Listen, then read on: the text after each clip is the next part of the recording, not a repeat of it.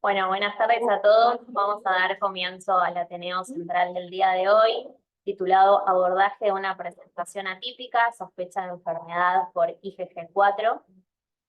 Antes de comenzar con el Ateneo, vamos a repasar las reglas de convivencias. Recordamos que todos los micrófonos deben estar silenciados. Este Ateneo será grabado y luego subido a la plataforma de YouTube, así que recordamos respetar la privacidad de los pacientes, evitando dar datos personales. Y al finalizar la presentación, abriremos el espacio para preguntas y comentarios.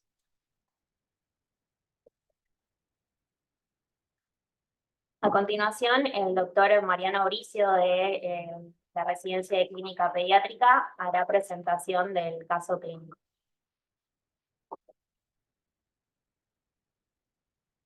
Bueno, buenas tardes.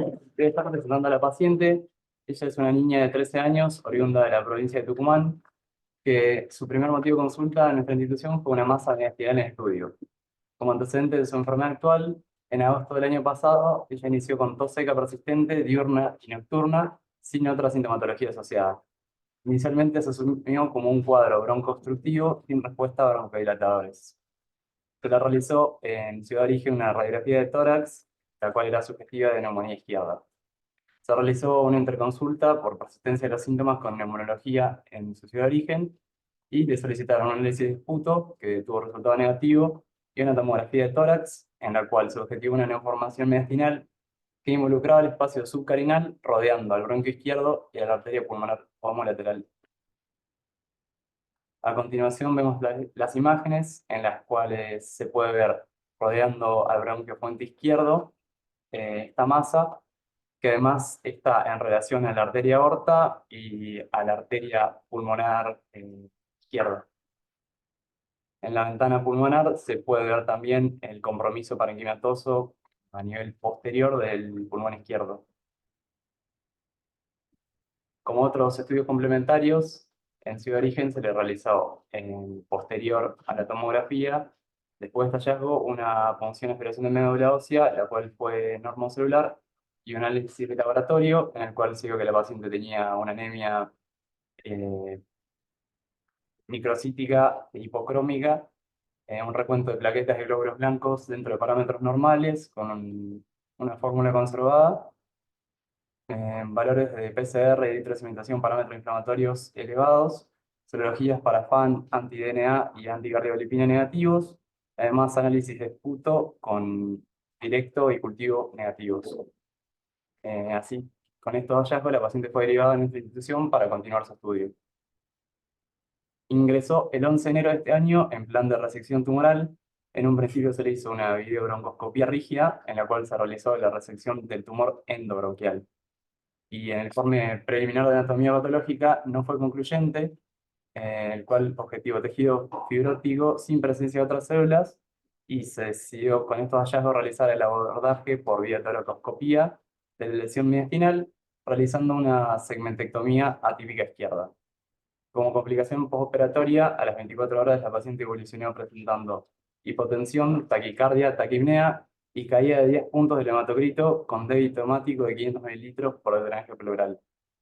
Requirió 2 transfusiones de glóbulos rojos y expansión con cristaloides, presentando buena respuesta. Le realizó el recambio de drenaje y por presentarse clínicamente estable, con hematocrito estable, no se le realizaron mayores intervenciones.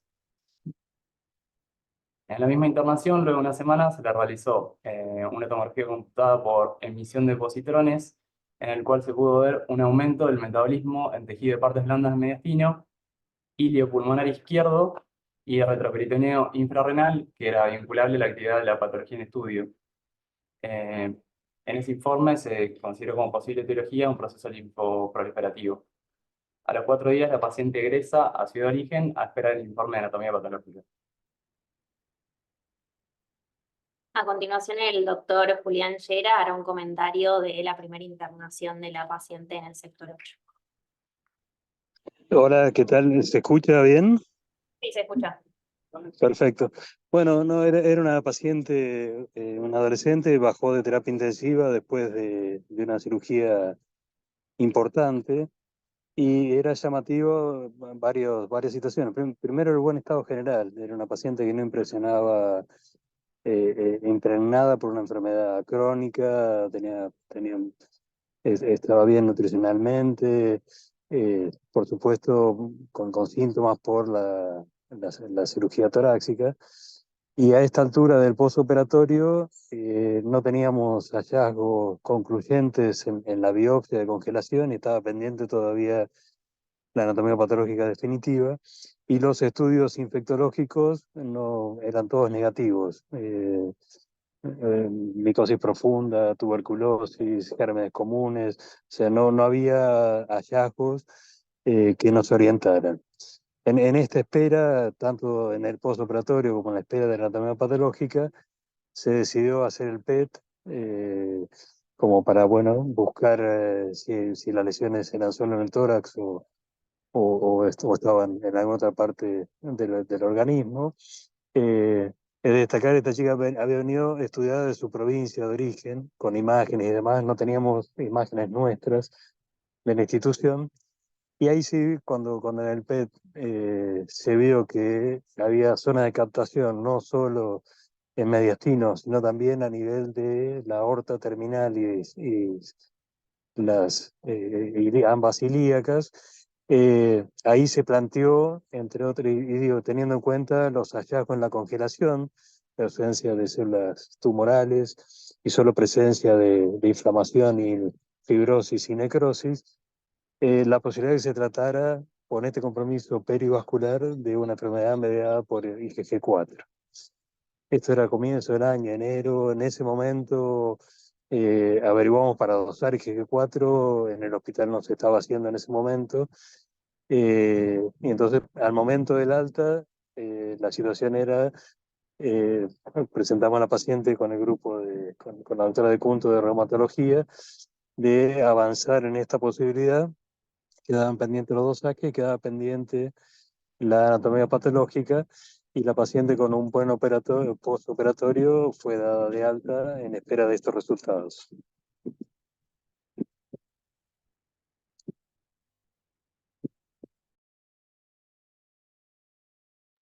Muchas gracias, doctor Llera. Continuamos con el relato del caso clínico. Bien, la paciente el 6 de febrero del mismo año cursó internación en Ciudad de Origen por haber presentado disnea, dolor torácico y hemoptisis con requerimiento de asistencia respiratoria mecánica e infusión de ácido tranexámico. Fue derivada a nuestro centro y a los 2 días se fue reinternada con hemoptisis y fiebre. Al examen físico, la paciente ingresó bajo estado de sedación, con asistencia respiratoria mecánica y requerimiento de noradrenalina. Se le realizó de urgencia una angiotomografía de tórax, en la cual se pudo ver una lesión bronquial endoluminal en bronquio fuente izquierdo que condicionaba disminución marcada de la luz bronquial. Se asoció además a atelectasia del segmento ápico posterior remanente, el lateral de la língula y del lóbulo inferior izquierdo. Además tenía atelectasias segmentarias en el pulmón derecho y un derrame pleural bilateral con extensión intracisural. Podemos ver en las siguientes imágenes el derrame pleural bilateral. Además se ve mayor afectación del pulmón izquierdo, también afectación del pulmón derecho, y en pulmón izquierdo podemos ver también un broncograma aéreo. Ese mismo día se le realizó una fibrobroncoscopía en la cual se evidenció gran cantidad de secreciones, una lesión polipoidea friable en bronquio fuente izquierdo. Además, en bronquio superior se visualizó salida de material purulento y un bronquio inferior de difícil anatomía, con tejido inflamatorio importante que ocupaba la luz y distorsionaba la anatomía habitual del bronquio. Era friable y de aspecto necrótico con un puntillado blanquecino en algunas zonas. Se le realizó un laboratorio en el cual se objetivó una leucocitosis y un aumento de los parámetros de inflamatorios. Se le tomaron cultivos y se le indicó antibiótico terapia y se le interpretó como una paciente gravemente enferma que estaba cursando en ese momento un shock séptico. El aislamiento de los cultivos no fue concluyente y completó el tratamiento antibiótico con evolución favorable. En ese mismo momento tuvimos el informe anatomopatológico del 11 de enero de la primera internación en nuestro medio, el cual informó tejido fibroso y alino con infiltrados inflamatorios conformados por linfocitos pequeños, histiocitos, escasos plasmocitos y eosinófilos con un parénquima de características conservadas, con hiperplasia folicular reactiva y necrosis sin necrobiosis, con necrobiosis, perdón, sin gérmenes. En la citometría de flujo se vio un marcador CD1A negativo, langarina negativo, la relación de IgG4 e IgG era menor al 5%, un recuento de plasmocitos IgG4 menor a 10 por campo de 40 por, y como otros resultados se vio un dosaje de IgG4 que era elevado a 2305, una enzima convertidora de angiotensina de 70 también elevada, y en el proteinograma electroforético se vio una alfa-1 globulina aumentada. Habiéndose descartado la causa oncológica infecciosa y sin datos clínicos que orientan una enfermedad reumatológica, se interpretó como enfermedad posible asociada a IgG4 por haber presentado este dosaje elevado de IgG4 con fibrosis en mediastino y retroperitoneo, y se decidió iniciar tratamiento con dentisona 48 miligramos por día. Se solicitó además valoración por genética porque la paciente presentaba hábito marfanoide y también tenía antecedentes familiares de la rama paterna de hábito marfanoide sin determinación molecular. Actualmente el exoma está pendiente de informe. Muchas gracias, Mariano. A continuación, la doctora Cecilia Bertinotti de Reumatología Pediátrica hará una revisión de la patología. Hola, ¿qué tal? Buenas tardes. Bueno, un poco desde el punto de vista reumatológico y hablando de la enfermedad relacionada a IgG4, la verdad es que es muy infrecuente por ahora en reumatología pediátrica. Es un poco más frecuente en adultos, pero sigue siendo una enfermedad rara y se presenta más que nada en hombres de edad media.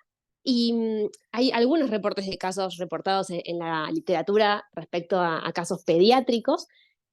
A grandes rasgos, si podemos decir, la enfermedad se caracteriza por altos niveles plasmáticos de IgG4 e infiltraciones tumorales de tipo fibrótico. Y en general, el impacto de órgano de esta enfermedad es por un mecanismo inflamatorio de tipo fibrótico. Y clínicamente, lo que vamos a ver es el compromiso de glándulas lagrimales y salivales, que eso nos va a llevar a dar como diagnóstico diferencial el síndrome de Sjögren.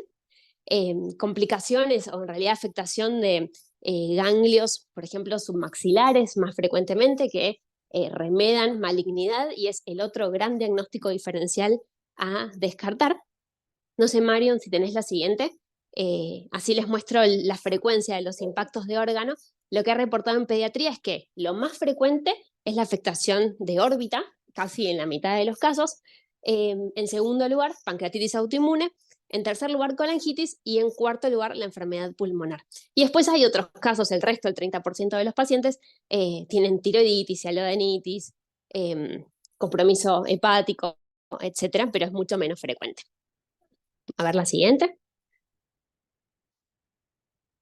Bien, viendo un poco los criterios diagnósticos que no están validados aún en la población pediátrica, pero nos sirven de guía para poder acercar o no el diagnóstico, tenemos tres pilares fundamentales, que es la clínica, donde podemos ver inflamación o masas tanto difusas o localizadas en uno o más órganos. El segundo punto importante son hallazgos en laboratorio, donde podemos encontrar los niveles elevados de IgG4. Y como tercer punto, la anatomía patológica, donde tenemos que encontrar la infiltración linfocítica y plasmocítica, fibrosis, y la infiltración de células plasmáticas que producen la IgG4. Además, se realiza un cociente IgG4-IgG que tiene que ser más del 40% y más de 10 células plasmáticas IgG4 positivas por campo. Tenemos los tres pilares, podemos hablar de una enfermedad definitiva.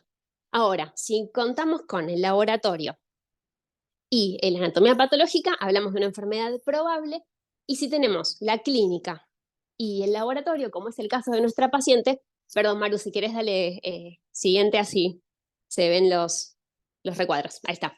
En el caso de nuestra paciente, de los tres pilares tenemos el pilar clínico y el pilar bioquímico de laboratorio. Entonces, podemos estar en presencia de una enfermedad por IgG4 posible. Vamos a la siguiente. Una más, perfecto. Bárbaro. Bueno, un poco lo que hay reportado en la bibliografía son las manifestaciones torácicas básicas de la enfermedad por IgG4, como es el caso de nuestra paciente, y la verdad es que lo más frecuente reportado es el compromiso pulmonar, que puede ser con infiltración o fibrosis, con un patrón nodular, intersticial o peribroncovascular, que nuestra paciente lo tenía. El compromiso linfático con infiltración y fibrosis de los ganglios, sobre todo mediastinales y en hilios pulmonares, y el compromiso retromediastínico con afectación de la aorta, de la vía aérea, de las venas pulmonares y del corazón. Siguiente, Maru. Bueno, un poco en relación a esto y en el mismo artículo se propone un algoritmo que si uno lo ve es lo que se fue haciendo con esta paciente. Lo que se propone es que ante un paciente que tiene signos respiratorios, como este caso, sean inespecíficos y con alteraciones bioquímicas, por ejemplo, eosinofilia, aumento de reactantes de fase aguda, aumento de las IgG, por más que no tenemos el isotipo IgG4, con hallazgos patológicos en anatomía patológica, uno podría o debería sospechar por lo menos la enfermedad por IgG4. Hay que descartar y estudiar en realidad los compromisos extratorácicos, hay que buscar los niveles de IgG4 en la medida de lo posible, con citometría de flujo descartar patología oncohematológica y además ver la relación de células productoras de IgG4, como vimos en los criterios diagnósticos, y apoyarse en la anatomía patológica. Y la verdad es que si no hay otros diagnósticos que compitan con esta enfermedad y si cumple criterios, la verdad es que podríamos estar en presencia de una enfermedad por IgG4, como fue que interpretamos a esta paciente, ante una posible enfermedad por IgG4, como vimos en los criterios diagnósticos. Sin otro diagnóstico que por ahora le compita, la asumimos operativamente como este diagnóstico y comenzamos tratamiento, que el primer escalón terapéutico son los corticoides, y presentó muy buena respuesta terapéutica. Creo que no tengo ninguna diapo más. Ah, sí, perdón, la última. Acá les puse por si querían verlo. Dentro de la bibliografía hay muy pocos casos en pediatría, pero hay uno que se parece bastante al caso de nuestra paciente, de una paciente también adolescente que se presentó con compromiso pericárdico y pulmonar, inicialmente con buena respuesta a corticoides, con complicación unos años después con hemoptisis y un desarrollo no muy bueno. Pero es el caso más parecido que podemos encontrar en la bibliografía. Así que bueno, no tengo nada más por ahora. Gracias. Muchas gracias, doctora Bertinotti. Apoyate en la cosa. A continuación, le damos la palabra a la doctora Ernestina Angarola, coordinadora de la unidad de enfermedad relacionada con IgG4 dentro del programa de enfermedades raras del Hospital Italiano. Hola, buenas tardes y gracias por la invitación. Bueno, la verdad es que es un caso, en realidad es para nosotros el primer caso que llega a la consulta desde pediatría. La enfermedad relacionada con IgG4 característicamente afecta a adultos alrededor de los 50 años, predominantemente varones. Ese ha sido el fenotipo inicial donde aprendimos y donde se empezó a estudiar la enfermedad. La realidad es que en los últimos años, en la medida que se fue avanzando en el estudio de la enfermedad y se fueron describiendo casos nuevos, se amplió un poco esta perspectiva y existen estos reportes que han mencionado también involucrando a pacientes pediátricos. En un principio, la edad parecía ser como un criterio de exclusión para pensar en esta entidad. La realidad es que lo que encontramos descrito en la literatura, comparativamente con lo que vemos en adultos, es que, como bien dijeron, son fenotipos más bien inflamatorios, sobre todo el compromiso de cabeza y cuello, el compromiso orbitario, el compromiso de glándulas lagrimales. Eso es lo que más se describe. En segundo lugar, el compromiso pancreático. Y la realidad es que los fenotipos fibróticos no son tan frecuentes, por lo menos en los niños que están reportados en la literatura. La realidad es que, como bien dijeron, habiendo descartado otros diagnósticos vinculados a lo oncológico, a lo infectológico, y con algunos elementos como el dosaje sérico de IgG4, la presencia, sobre todo de la fibrosis retroperitoneal, alentaron y orientaron un poco a hacer esta prueba terapéutica con corticoides, que la respuesta al corticoide también apoya en cierta medida que este cuadro tenga una base inmunomediada. La realidad es que en cuanto a los criterios diagnósticos que estamos utilizando en adultos, nos basamos en los criterios de la CERREULAR 2019, que es una serie de criterios de inclusión, exclusión y luego una especie de score donde se hace como se asigna un puntaje de acuerdo a los distintos hallazgos en órganos típicos o a los distintos hallazgos en la biopsia. La realidad es que en esta paciente no alcanza del todo estos criterios, pero esto también ha sido publicado también en estas cohortes pediátricas, que las manifestaciones no son exactamente igual y bueno, obviamente tiene que ver con esto de que no están validados en chicos y que la enfermedad relacionada con IgG4 reportada en pediatría no es exactamente igual a los fenotipos clásicos que vemos en adultos. De todas maneras, con los elementos que tenemos y la buena respuesta a corticoides, entiendo que el siguiente paso a la hora de pensar en esta paciente es pensar en ahorradores de corticoides y cuál sería la mejor opción en una paciente pediátrica.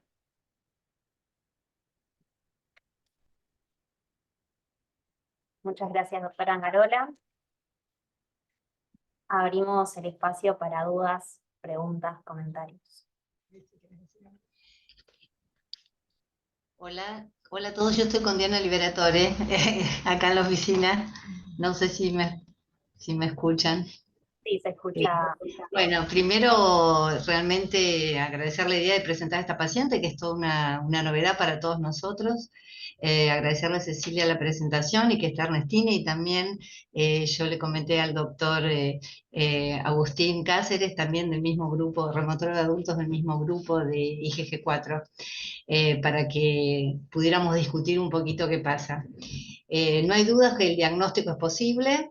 El asunto es qué hacer con la paciente. Como vimos, yo ya la vi en consultorio, ambulatorio, le empezamos a bajar el corticoide en forma progresiva, pero la idea es que hay mucho descrito en la bibliografía de que con estos pacientes es un primer episodio en la bibliografía de adultos, ¿no? Dejarlos con corticoides durante 6 meses y no agregar nada más y ver qué pasa. Realmente esta conducta me parece inapropiada para esta chica por la gravedad que tuvo, digamos, las manifestaciones, ¿no? Por el riesgo que tuvo. Por lo cual indicaríamos un ahorrador de corticoides. El punto es cuál. Y ahí, entre todo lo que leímos, y me gustaría por ahí discutirlo también con Ernestina o con Agustín, ¿qué sería lo más indicado para ella? Micofenolato, rituximab, que está descrito que tiene muy buena respuesta, y un poco ver cómo seguimos. Ella tuvo un nuevo control donde se vio la disminución de la masa. Seguramente vamos a tener un nuevo PET para ver qué pasa con las otras localizaciones. Pero bueno, lo dejamos abierto, digamos, para discusión. Hola a todos, ¿cómo están? Yo soy Agustín de Reumatología de Adultos. ¿Cómo anda, Doc? A ver, de mi parte, cuando discutimos y pensamos en este caso, teníamos dos grandes preguntas, que es definir si es una enfermedad por IgG4 y si nos jugamos por esa enfermedad, ver el tratamiento. A ver, como todos estuvimos viendo, puede ser, sí, es posible, como todo por ahí lo autoinmune y lo inmunológico. Eh, por nuestra parte, a ver, teníamos la fibrosis mediastinal, la captación del retroperitoneo, teníamos una IgG4 alta, que nosotros por ahí le damos más puntaje si el valor es por 2, entre 2 a 5 o más de 5. También cabe recalcar que no toda IgG4 alta significa que tenemos una enfermedad por IgG4, no es el biomarcador ideal y podemos encontrar ya sea en otras patologías infectológicas o en una cirrosis autoinmune, elevación de IgG4. y más los criterios que mencionaba Ernestina, que están los de ACR regular 2019, que son los más actuales, donde uno de los criterios de exclusión es la necrosis, siendo que si bien esta biopsia tiene un poquito de fibrosis, linfocitos, plasmocitos, también, y eosinófilos, que también empuja al lado IgG4, también tiene necrosis. Yo creo que englobando es difícil decir esto es una enfermedad por IgG4, pero habiendo descartado lo infectológico, lo tumoral, y más por la buena respuesta a corticoides, pensamos que es algo inflamatorio y podría llegar a ser, no me animo a ponerle el título IgG4 confirmado, pero algo posible. Partiendo ahí, nosotros en adultos, coincido, hay dos grandes escuelas, más la asiática que deja corticoides, incluso hasta por 3 años, dosis bajas, y en adultos, más en Europa, en Estados Unidos y nosotros acá, según ciertas características, que son, por ejemplo, el alto riesgo de recaída, niveles altos de IgG4, o que el paciente tenga muchas comorbilidades como diabetes, hipertensión, osteoporosis, nos jugamos más por el lado de dejarle un inmunosupresor. Después, digamos, queda discutir más aplicación en pediatría. Cuando es una afección más localizada, usamos metotrexato, y por ahí cuando es algo más sistémico nos vamos por micofenolato, azatioprina, o grandes compromisos ya con rituximab. En fin, con el tratamiento, al ser una enfermedad rara, la mayoría de los estudios sobre tratamiento son serie de casos, son cortes pequeñas. Solamente hay 2 estudios que son ensayos clínicos randomizados. Uno es con micofenolato, que tiene buena respuesta, y otro es con rituximab, que si nos vamos un poquito a la fisiopatogenia de la enfermedad por IgG4, parecen estar muy involucrados lo que son los linfocitos B, así que con el rituximab a los 6 meses y al año, los pacientes tienen grandes respuestas a ese tratamiento. Pero bueno, esto es lo que hacemos en adultos. No sé el manejo, digamos, de esta medicación en pediatría. Sé que en AIJ se utilizaban mucho el metotrexato, y bueno, creo que con el micofenolato también tiene bastante manejo en lupus. Ujú. Muchas Bien. gracias. Hay no sé, Carmen, ¿querés hacer un comentario? Si no, leo una No, pregunta. que el manejo que estos inmunosupresores los tenemos también en pediatría, rituximab también, o sea que el punto es ver qué es lo mejor para esta chica de entrada, ¿no? Como primera opción, y ver. Una pregunta que yo haría, no sé si están los cirujanos, en esta chica, ¿sería importante tener una rebiopsia en algún punto de la evolución? Largo la pregunta. No están los cirujanos, Ah, pero en la última no, evolución. sí, o los de adultos, o Julián, por ahí.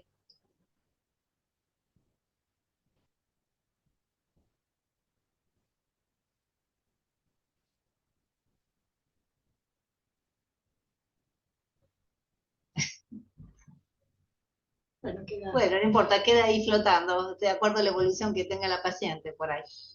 Lo que sí vamos a Claro, repetir, perdón, de acuerdo a la sí, evolución, pensando en sí. pacientes nuestros, o sea, generalmente hay pacientes que tienen más de una biopsia, cuando quedan dudas diagnósticas, cuando la respuesta al tratamiento no es la esperada. En esos casos uno plantearía una nueva biopsia. Por el momento, lo que vimos, la respuesta corticoide ha sido bastante satisfactoria.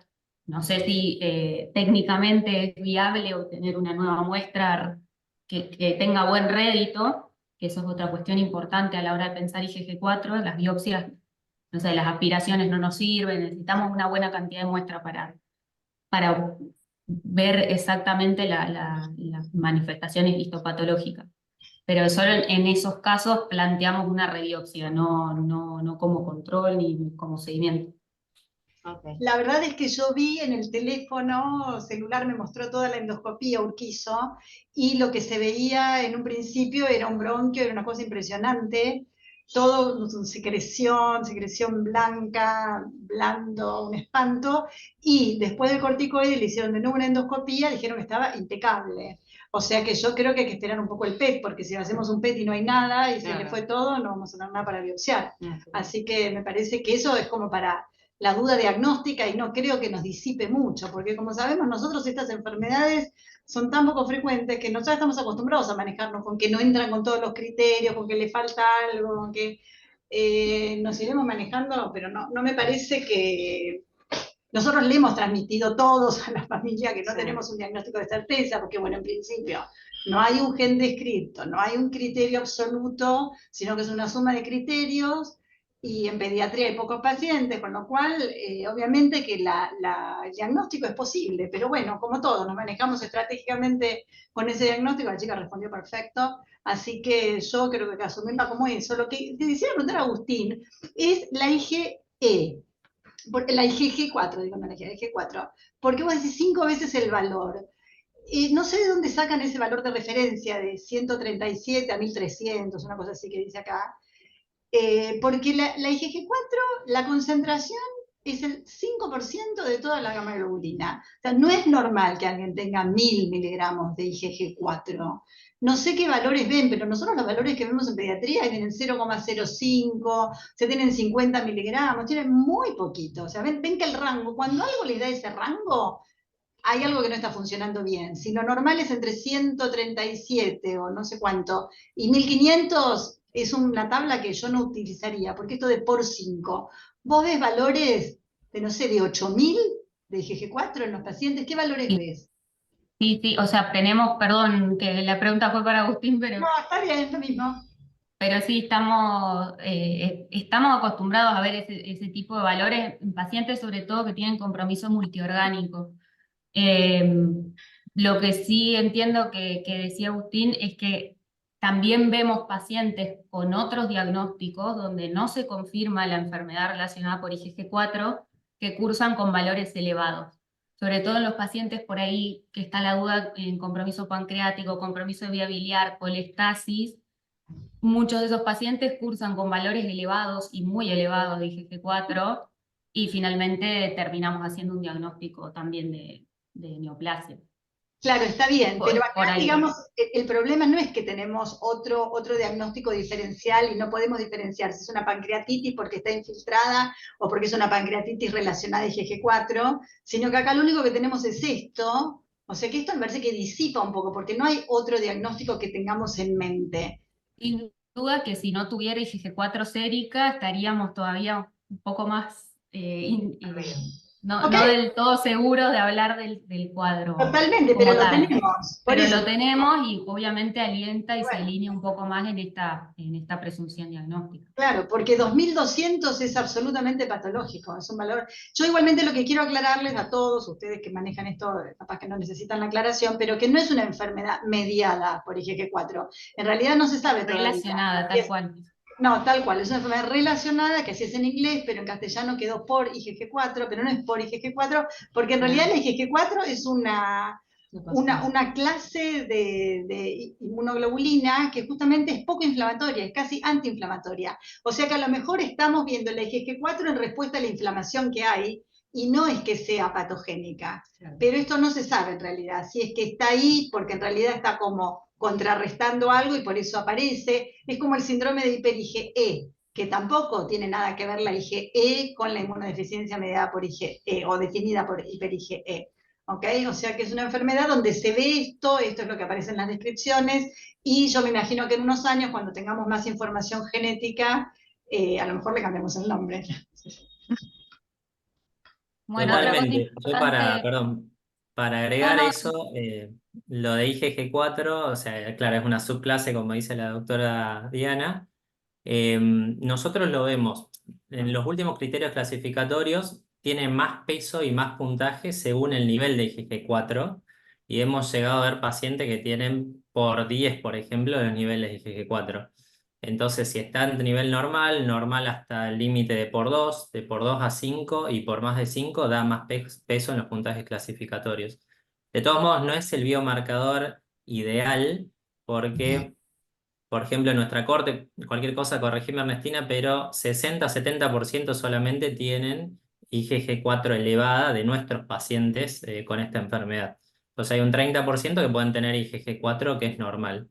Lo que tiene esta chica, que también otros marcadores que nosotros usamos, que son el complemento, la IgE, Eso tampoco tiene alteración de eso. Tiene, sí, reactantes altos al inicio, que por ahí se relaciona un poquito más con el fenotipo 2 de IgG4, que es este compromiso retroperitoneal. Ujú. Tengo una pregunta del chat que hizo el doctor Alonso, que pregunta sobre qué esperan del estudio del exoma. Está la doctora Armando, del Servicio de Genética Pediátrica. Estás muteada, Romina. Romy. Acá Ahí está. estoy. Buenas tardes a todos. Bueno, quería contarles que conocí a esta paciente en el marco de la internación de terapia intensiva, cuando se estaba en estudio por la masa tumoral y tratando de definir un poco este cuadro fibroinflamatorio, pero el examen físico del paciente y también los antecedentes familiares daban como sospecha de algún otro cuadro en simultáneo al motivo de internación. La paciente es la segunda hija de una serie de 3, de una pareja sana, no consanguínea, y vía paterna había muchísimos antecedentes, tanto la niña como su papá, con un hábito longilíneo. El papá mide 1,89, tiene escoliosis, miopía, y su abuelo paterno, siempre por vía de la rama paterna, medía 2 metros, también tenía escoliosis, pectus excavatum, miopía, y la tía paterna de iguales características. Esta tía tenía un diagnóstico de síndrome de Marfan. Cuando yo converso con la mamá a ver si había algún tipo de caracterización molecular de esto, me dice que no.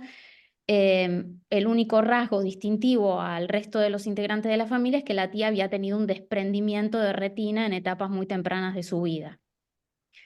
Si uno se pone a pensar, el único componente en común que tenía la familia era un compromiso esquelético enorme, ¿no? La miopía, el pectus, la escoliosis, el hábito longilíneo, delgado, el paladar alto. La niña no tenía ni úvula bífida y ameritaba englobarla como estos hábitos longilíneos con gran componente esquelético, donde los elementos clínicos no te dan todavía ninguna fuerza para hipotetizar ningún síndrome claro, ¿no?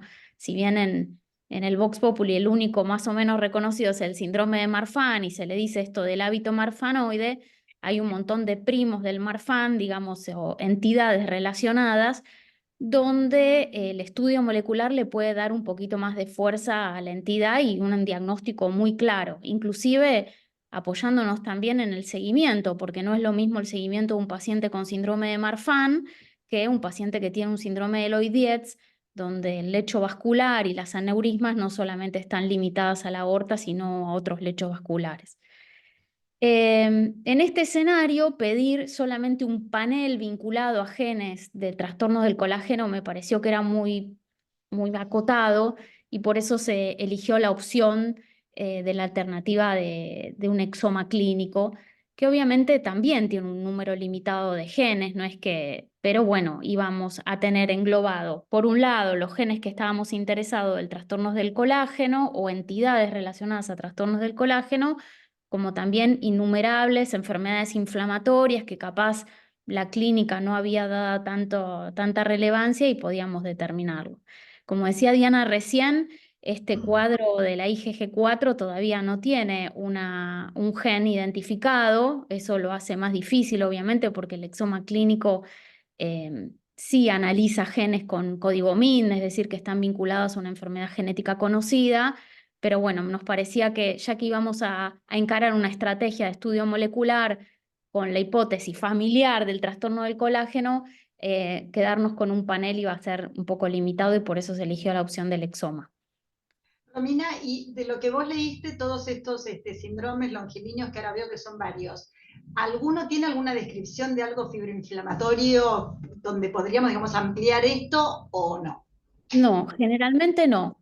La verdad que no. Digamos, veremos también si viene alguna variante de significado incierto en alguna enfermedad inflamatoria que capaz que uno puede dar alguna sospecha diagnóstica o darle un poco más de fuerza con la clínica, porque acá me parece que lo mejor que está caracterizado es el tema de la biopsia, del laboratorio que decían ustedes, ¿no?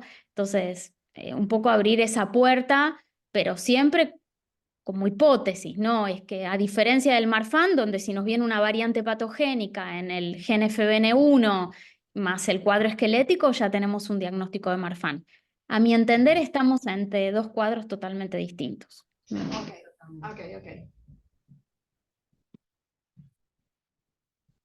No, la chica ya tuvo su menarca, Guillermo, y es una chica altísima, porque no me acuerdo por supuesto cuánto mide, pero contestando la pregunta acá del crecimiento. No sé si Julián quiere agregar algo. Julián tuvo que salir. Ok. Bueno, pero eso, Guillermo, ya tuvo su menarca y es una chica alta. Es más, cuando yo la vi la primera vez, que estaba como con un suéter holgado, la verdad es que era impresionante el aspecto que daba de Marfanoide, Modigliani, impresionante. Después la otra vez la vi un poquito con ropa más ajustada y ya no fue tan impresionante. Pero es una chica que te impresiona un poquito. Ay, Urquizo a lo mejor puede poner el video de la endoscopía del teléfono.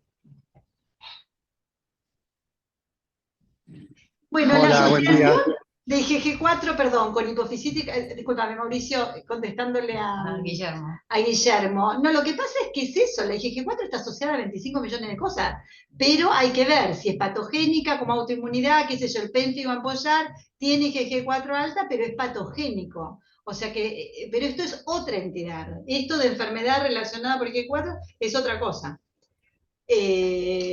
Bueno, perdón, Mauricio, sí.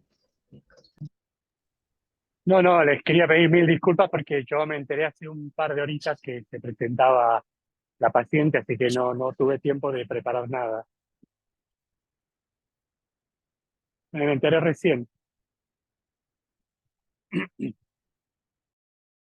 Bueno, pero a lo mejor, Mauricio, querés contar la endoscopía, porque yo conté lo que vos me mostraste en el teléfono, pero a lo mejor podés dar tu, a prima fácil, el relato de la endoscopía, que era impresionante. Sí, claro.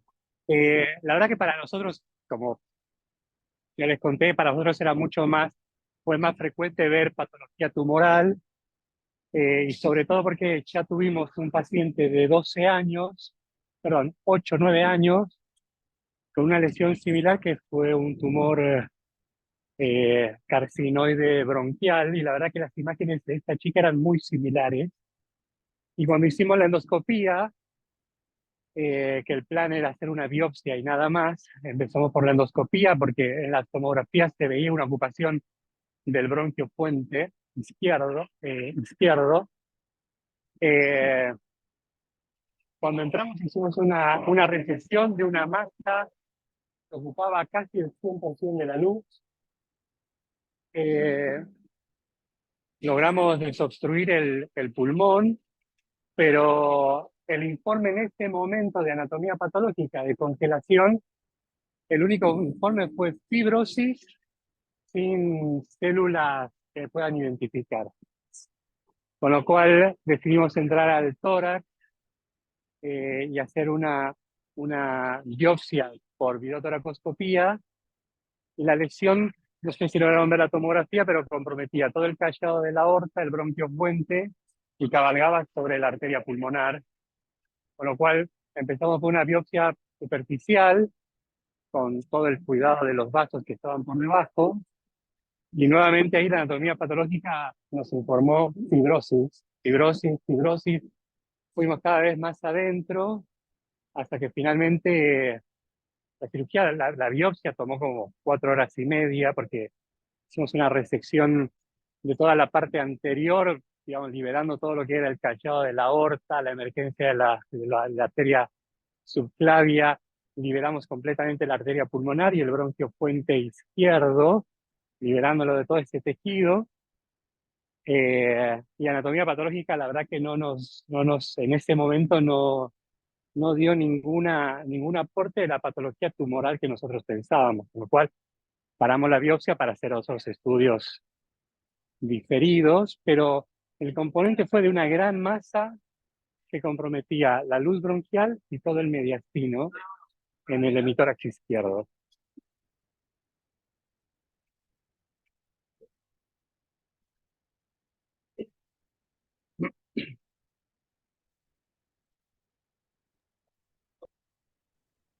muchas gracias. No sé si hay alguna otra duda o pregunta.